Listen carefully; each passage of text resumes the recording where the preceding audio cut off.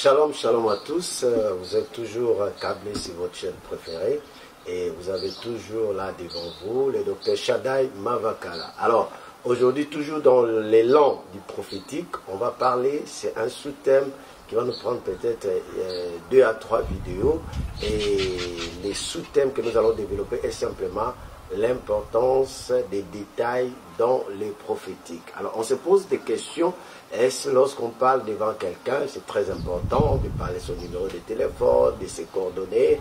Est-ce que c'est important de parler, comme on a aujourd'hui des scandales, des gens qui parlent des dessous des femmes et consorts? Est-ce que c'est édifiant et consorts? Alors, nous aimons répondre bibliquement parlant. Nous prenons notre texte de base sur 1 Corinthiens 14, versets 24 à 25. Alors, voici ce qui est écrit. Mais si tous prophétisent et qu'il survienne quelqu'un non-croyant ou un homme du peuple, il est convaincu par tous, il est jugé par tous. Les secrets de son cœur sont dévoilés de telle sorte que tomba sur sa face, il adorera Dieu et publiera que Dieu est réellement au milieu de vous. Voici ces versets un peu phares en matière de détails. Ici, on parle des détails en tant que secrets, donc des choses qui sont dans les cœurs d'une personne. Et lorsque ces choses sont révélées pendant la dimension ou bien l'action prophétique, ces actions-là ne sont pas les buts, selon ces passages, ne sont pas les buts poursuivis. Cette action-là va déclencher le but, parce que nous devons nous rassurer selon la définition du don prophétique. Les prophètes, la prophétie sert à édifier, à apporter une édification, à construire la foi de quelqu'un, à exhorter, à apporter quelque chose. Donc, lorsqu'on nous donne le numéro de téléphone, forcément ça n'édifie pas. Lorsque nous donnons, exemple, l'adresse de quelqu'un, forcément ça n'édifie pas. Mais à quoi cela peut-il servir? Alors, j'aimerais d'abord commencer par une des questions qui tarote l'esprit des gens pour dire, est-ce que tout le monde est obligé de donner les détails? Est-ce qu'on est obligé de donner les détails à tout moment? Et beaucoup de gens se sentent inférieurs parce qu'ils n'ont pas assez de détails de donner aux autres et ils sont en train d'aller même dans des voies qui ne sont pas bibliques afin que leurs yeux s'ouvrent. Et je sais que vous avez suivi une des vidéos dont on a parlé sur les différentes manières. Est-ce que tout le monde peut devenir voyant? Si vous ne l'avez pas encore suivi, essayez de chercher et vous allez suivre cette vidéo-là. Donc, les gens se disent que tout le monde doit voir. Mais je vais vous donner un verset dans 2 Rois chapitre 4 verset 27. Il s'agit de l'homme qui a reçu la double portion.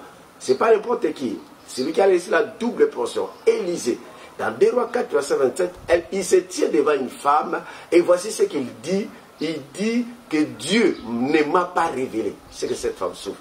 Il dit bien Dieu ne m'a pas révélé. Donc, même les prophètes à ce haut niveau, Dieu ne lui a pas révélé. L'autre cas, c'est qu'on va dans la famille de David avec les prophètes voyants, Samuel, dans 1 Samuel 16, et il arrive là-bas, il tape à côté. Il tape à côté sur Eliab. Donc, il était venu, mais Dieu ne lui avait pas donné les détails sur la vision, sur le nom, sur la personne, sur les détails. Donc, vous voyez, même les prophètes les plus pointillés, ils naviguent pas à 100% sur les détails. Donc, pour ceux-là qui ont lu les livres que j'ai écrits sur la parole de connaissance, ils savent ce que j'ai donné des détails et bientôt vous aurez un bon livre sur les prophétiques à 100%, ça va vraiment vous bénir. Alors, donc, vous voyez, il arrive que Dieu vous donne la possibilité de donner les détails, mais il peut arriver que Dieu ne vous donne pas les détails. Il y a plusieurs raisons. Peut-être que la personne qui est devant vous n'a pas besoin de détails. Voici un exemple. Quelqu'un a prié à la maison. Il a dit, Seigneur, je vais voyager. Mais si tu veux que je voyage, Seigneur, donne-moi un feu vert. Et si tu ne veux pas que je voyage, Seigneur, stoppe-moi. Et vous êtes devant quelqu'un, Dieu vous montre seulement que la personne se tient devant un feu tricolore. Et vous voyez, devant ce feu tricolore, il se tient, le rouge ne quitte pas. Maintenant, vous demandez à Dieu, non, la personne a besoin que vous puissiez juste lui dire, frère, je te vois devant un feu tricolore. Il arrive des fois, ce n'est pas nous qui allons donner les détails, la personne a besoin juste d'un signe et nous ne pouvons que lui dire un élément et la personne saura que mon voyage. Mais nous, lorsque nous voyons le fait tricolore, tu veux toujours entrer dans les détails. La personne n'a pas besoin des détails. Il a voulu simplement que Dieu lui dise feu vert ou pas feu vert. Lorsque tu diras à la personne, je te vois devant un fait tricolore et je vois le rouge ne quitte pas, la personne saura que non, Dieu ne veut pas de ces voyages-là. On n'est pas obligé d'entrer partout, on n'est pas des omniscients. Il est vrai que c'est très bon, c'est très attrayant, c'est très fort lorsqu'on entre dans les détails, ça rend l'homme le plus élevé. Parfois c'est extraordinaire, mais nous devons savoir que le but du don, ce n'est pas pour notre plaisir, le but du don, c'est pour l'édification. Alors il arrive aussi que Dieu ne te donne pas les détails parce qu'il veut que tu navigues dans le sens du type de paroles de connaissance que j'ai aussi détaillé dans mon livre. C'est le type de paroles qu'on appelle les puzzles, c'est-à-dire vous allez travailler avec la personne. Il arrive aussi que Dieu vous limite pour limiter aussi l'orgueil dans votre vie. Donc il y a plusieurs raisons. Parfois il y a des choses pour lesquelles nous prions.